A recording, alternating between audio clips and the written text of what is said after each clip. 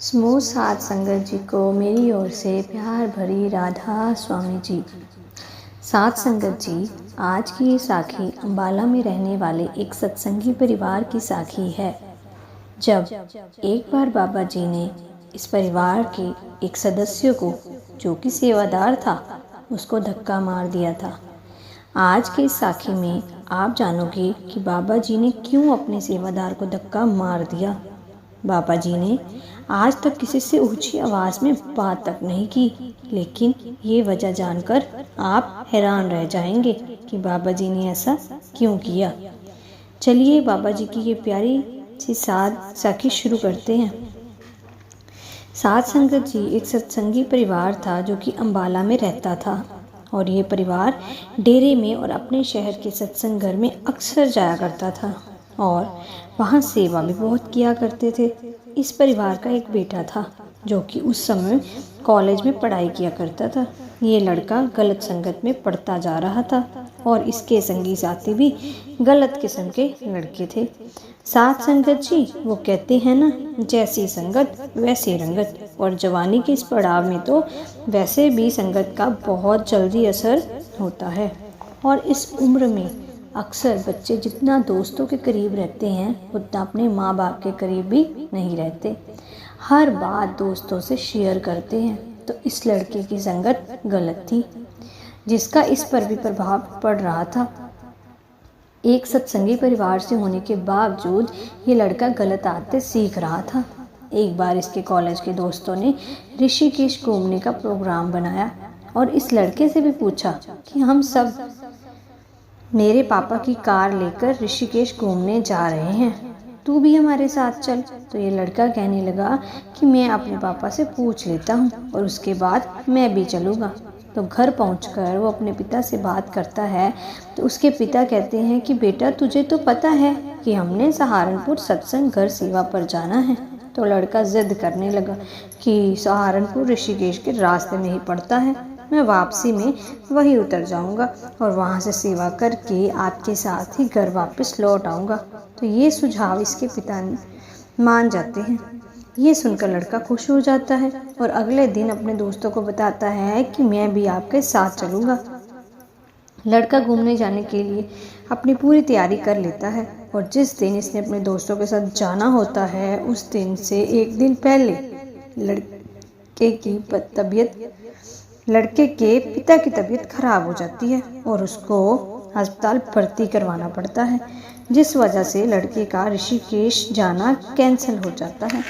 लेकिन इसके दोस्त घूमने के लिए ऋषिकेश चले जाते हैं। इधर 2 दिन के बाद इसके पिता की तबीयत ठीक हो जाती है और पिता को अस्पताल से छुट्टी मिल जाती है। फिर ये पूरा परिवार खुशी खुशी सहारनपुर के लिए निकल पड़ता है, क्योंकि वहाँ इन्होंने सेवा करनी थी और रविवार को बाबा जी का सत्संग सुनना था।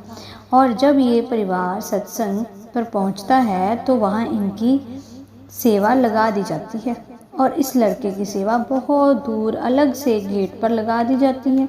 और इधर इस लड़के के दोस्त ऋषिकेश से घूमकर वापस घर के लिए निकल चुके होते हैं और रास्ते में उन्हें याद आता है कि वो सत्संगी लड़का भी तो फ़ोन पर कह रहा था कि पापा की तबीयत ठीक हो गई है और हम सहारनपुर सत्संग जा रहे हैं। तो इसके दोस्त रास्ते में सोचने लगते हैं कि सहारनपुर तो रास्ते में ही पड़ता है, हम सहारनपुर से उसको भी साथ अपनी गाड़ी में बिठा लेंगे, कम से कम सहारनपुर से अपने घर तक तो वो भी हमारे साथ रास्ते में मौज मस्ती कर लेगा। तो जब वो सब सहारनपुर पहुंचते हैं तो गाड़ी को सत्संग घर की ओर मोड़ लेते हैं और वहां पहुंचकर उस लड़के को ढूंढने लगते हैं। लेकिन ये लड़का उन्हें कहीं मिलता नहीं, क्योंकि उसकी ड्यूटी बिल्कुल अलग से बहुत दूर लगाई गई थी। फिर दोस्तों की नज़र लड़के के माँ बाप पर पड़ जाती है, तो उसके माँ बाप बताते हैं कि उसकी ड्यूटी तो बहुत दूर लगाई गई है। ये सुनकर लड़के सोचते हैं कि अब कहाँ कहाँ उसको ढूंढते रहेंगे। तो ये सोचकर वो सब अपनी गाड़ी में बैठते हैं और वहाँ से चले जाते हैं। और इसके कुछ देर बाद सत्संग घर में बाबा जी पहुँच जाते हैं। साथ संगत जी, जैसा कि सब जानते हैं कि कि बाबा जी अक्सर अपने सेवादारों को स्पेशल दर्शन देते हैं। तो उस दिन शाम को बाबा जी ने सभी सेवादारों को बुलाया और सब पर दृष्टि डालते हुए आगे बढ़ रहे थे। तो जब इस लड़के के सामने जैसे ही बाबा जी पहुँचे तो इसको देखकर बाबा जी ने इसको हल्का सा धक्का मारा। ये देखकर वहाँ सब हैरान रह गए कि बाबा जी ने ऐसा क्यों किया। तो लड़के के पिता ने जत्थेदार से पूछा कि बाबा जी उनके लड़के को धक्का क्यों मारा। तो जत्थेदार कहने लगा, भाई ये तो बाबा जी ही जाने, एक काम करते हैं, मैं तुम्हें बाबा जी से अलग से मिलवाने की कोशिश करता हूँ। तो जत्थेदार ने कुछ देर बाद लड़के को और उसके पिता को बाबा जी से मिलवाया। लड़के के पिता ने बाबा जी से हाथ जोड़कर पूछा कि बाबा जी क्या आपके इस बच्चे से कुछ गलती कर दी है। तो बाबा जी कहने लगे, नहीं भाई। तो पिता बोले कि बाबा जी आपने इस सबको दर्शन दिए लेकिन इसको धक्का दिया, इसलिए मुझे लगा कि बच्चे से ज़रूर कोई गलती हुई है। तो बाबा जी कहने लगे, भाई मैंने इसको धक्का नहीं मारा, मैंने काल को धक्का मारा है। ये कहकर बाबा जी वहाँ से चले गए। और इसके बाद पिता और बेटा सोच में पड़ गए कि बाबा जी ने जो कहा उसका मतलब क्या है, क्योंकि साध संगत जी संतों की कुछ बातें हर किसी के समझ में इतनी आसानी से नहीं आती। तो इन्होंने ये बात जत्थेदार से पूछी। जत्थेदार ने कहा कि फिक्र ना करो, बाबा जी की इसमें कोई ना कोई मौज होगी जो आपके लड़के को धक्का मारा। फिर इसके 2 दिन बाद सत्संग सुनकर और सेवा करके जब ये परिवार घर जाने के लिए वापस अपनी गाड़ी में बैठे तो सबने अपने अपने मोबाइल फ़ोन ऑन किए और सोशल मीडिया पर इन्होंने जो कुछ देखा तो सबके हैरान होश उड़ गए और हैरान हो गए। और उसके बाद इन्हें बाबा जी की बात समझ आ गई कि बाबा जी के कहने का क्या मतलब था। इन्होंने मोबाइल में देखा कि लड़के के जो दोस्त थे वो जब सहारनपुर सत्संग घर से वापस निकले तो कुछ ही दूरी पर उनका एक्सीडेंट हो गया और वो सब दोस्त उस एक्सीडेंट में मारे गए हैं। ये देखकर लड़का और पूरा परिवार सहम गया और आपस में ही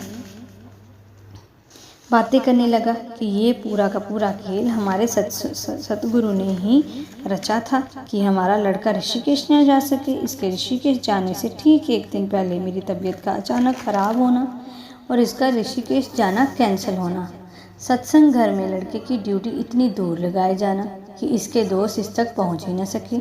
ये सब इस परिवार को एक चमत्कार जैसा लग रहा था। साध संगत जी, जब हम किसी पूर्ण गुरु की शरण में आते हैं तो हमारी संभाल की जिम्मेवारी सतगुरु अपने ऊपर ले लेते हैं। सतगुरु के खेल निराले होते हैं जो हमें कभी कभी समझ नहीं आते।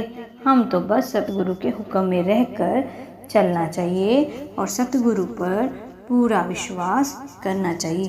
तो साध संगत जी, आपको ये साखी कैसी लगी अपने कमेंट बॉक्स में ज़रूर शेयर करें ताकि मैं आप साध संगी भाई बहनों को इस तरह की बाबा जी की रहमत भरी दया भरी साखियाँ और सुना सकूं। तो साध संगत जी, आप सभी को प्यार भरी राधा स्वामी जी।